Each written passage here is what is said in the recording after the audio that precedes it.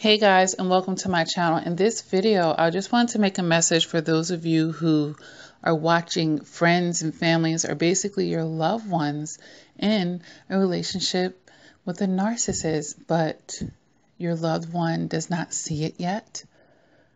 Or maybe they do see the toxicness of the person, but they're not really receiving that it's a narcissist. Maybe you've tried to warn them, or they may realize it, but they just won't cut their ties, with the relationship.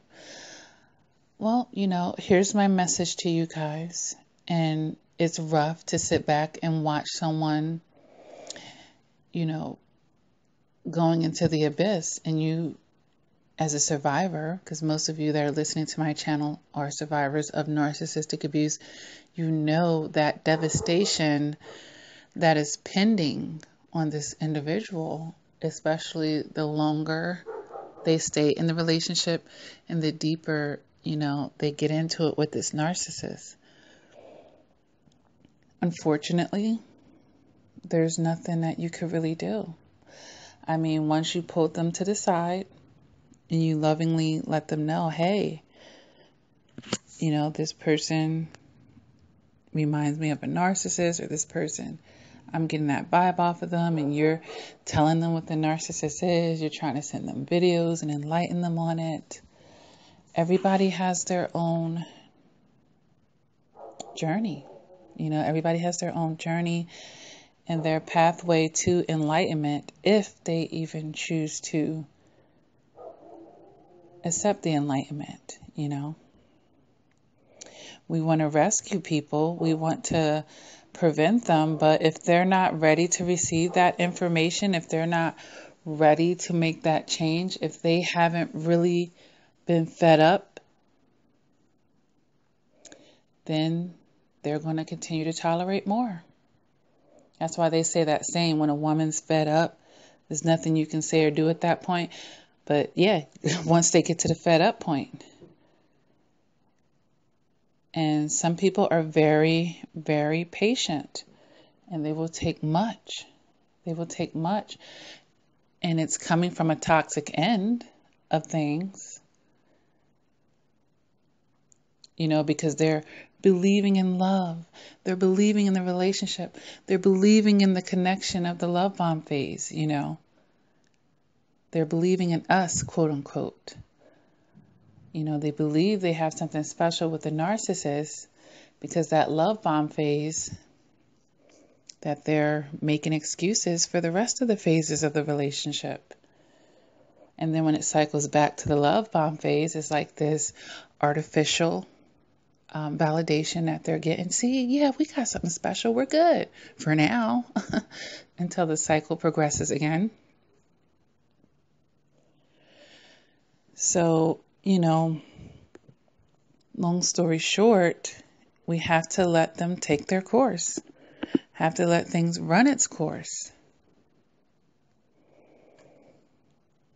And unfortunately, especially like if I'm a mother and I'm watching my daughter, and it's breaking my heart to see her get dragged through the mud by this, spiritual vampire, sucking her energy, sucking her life force.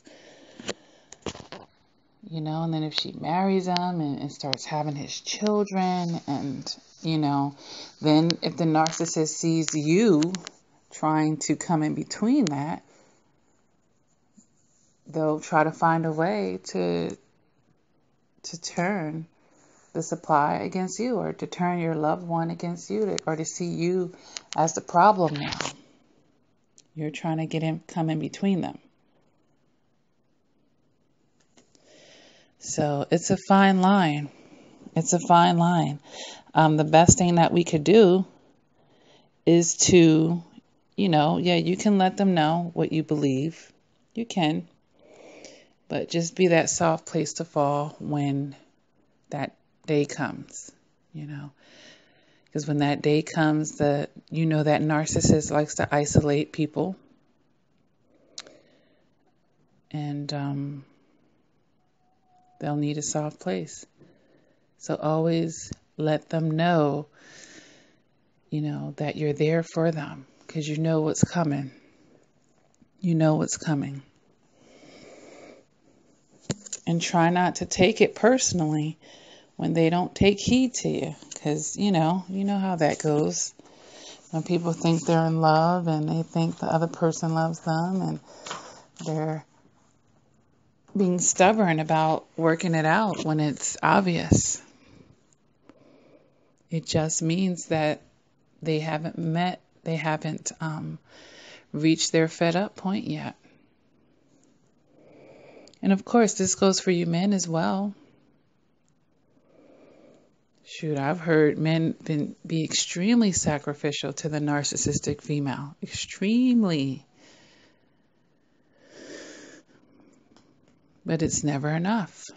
So when we're watching our loved ones go through the cycle of abuse, it's not a lot we can do. They're two consenting adults. And your loved one has to learn something through that interaction.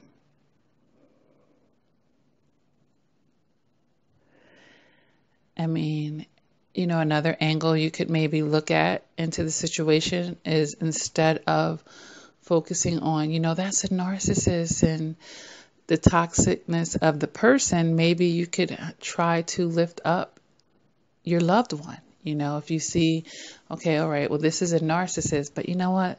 Their self-esteem is really low. Like, anything you can try to do to help them get healthier and look into their shadow work, perhaps. You can encourage them on that end.